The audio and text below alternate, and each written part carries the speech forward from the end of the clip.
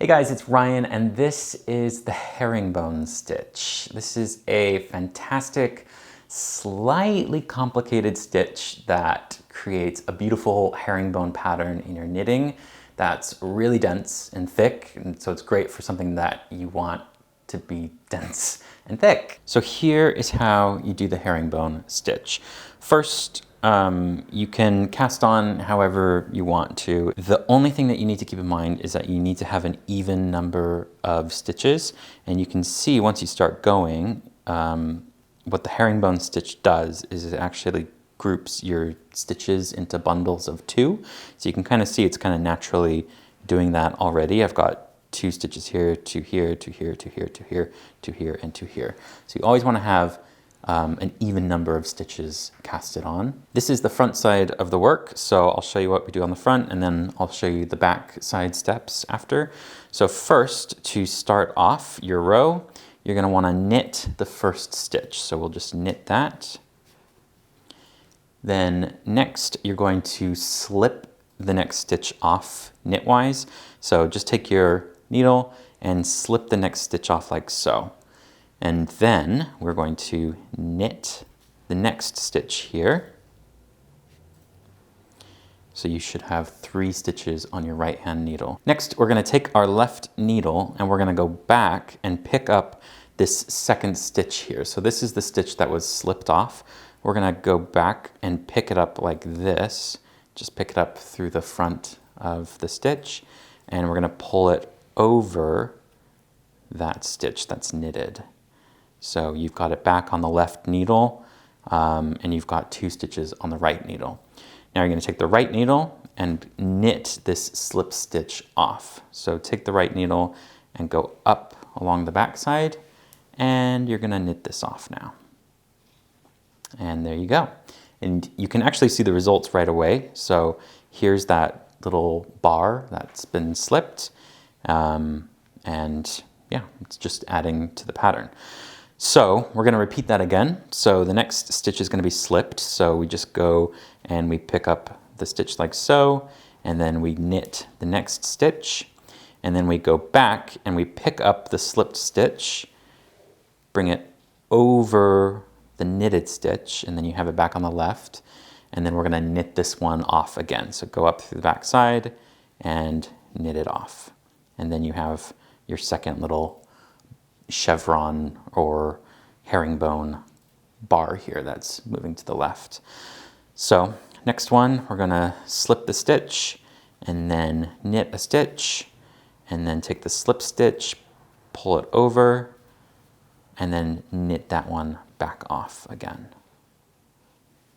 So the next one, we slip the stitch and then knit the stitch, and then take the slipped one, pull it over, and then you have that. Then take your right needle again and knit that stitch off.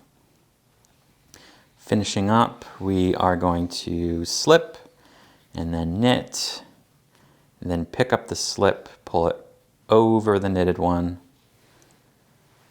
and then go back and knit off the slipped stitch one more time. It feels very unnatural, and it is kind of a headache to get your mind around, but once you get in the pattern and the rhythm of it, it can actually be pretty quick and your project can move along pretty fast. So to finish off this row, we've just got 3 left.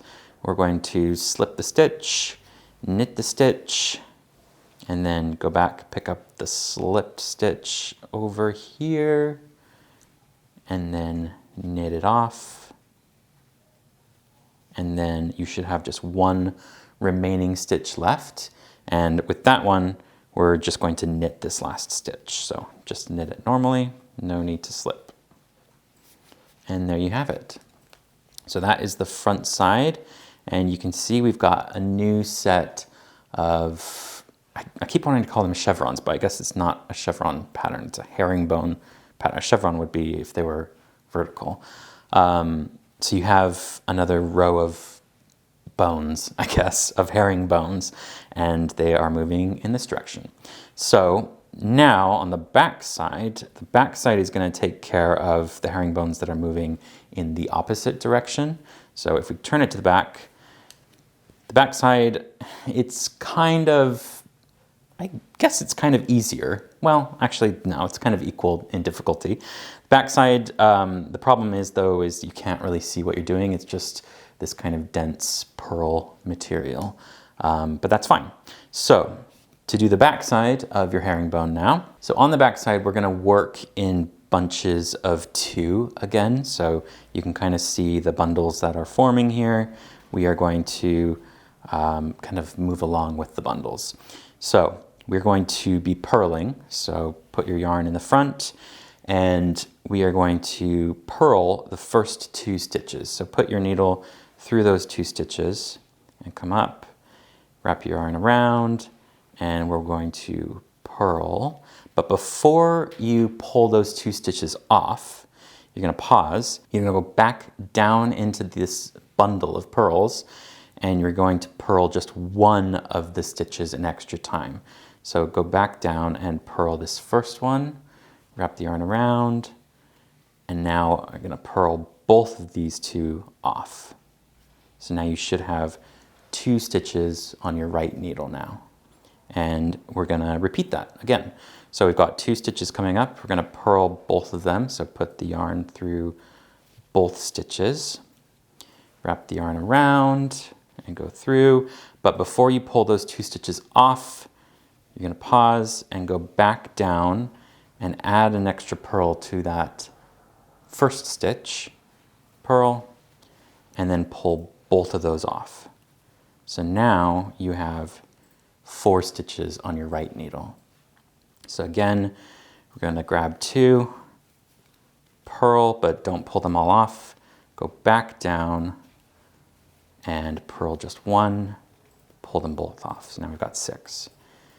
And again, we're gonna repeat this for the whole row. So go back down, don't pull them off yet. Go back down and purl 1 more, and then pull them both off. Go down, purl 2, and then go back down, purl 1, pull them both off. And then we've just got 4 left. So there's 1 bundle, go down, go back down and purl. It is, if yours is feeling very tight and kind of uncomfortable, then you're doing it right. It's gonna create a very dense fabric and this tightness is kind of unavoidable.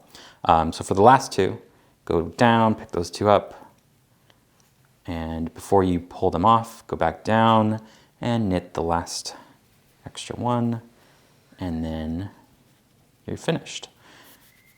And then on the front side, you can see the results. So we've got these bundles of 2 again. It's nice and uniform, and you've done another direction change here of the herringbone, and we're ready to do another row of this. So then on the front side, this pattern is just gonna stay the same for the rest of however long you wanna do this project for. So you would just knit 1 stitch, and then slip a stitch, and then knit a stitch. It's that the starting part of the row that can get confusing. So you always knit 1 first, and then you start the slipping pattern. So slip and then knit, and then go back down and do the pattern. So that's the herringbone stitch. Again, beautiful fabric, lays flat, it's very thick and dense, and looks great in any project. So hopefully that was helpful. Leave me a comment down below what you use the herringbone pattern for, or the herringbone stitch for, and I will see you next time. Also, just a quick note, like and subscribe like always if you enjoyed this video. I also want to remind you that I have a book out which has nothing to do with knitting at all, but it's available for purchase from all lovely bookshops right now. It's called The Disassembly of Doreen Durand.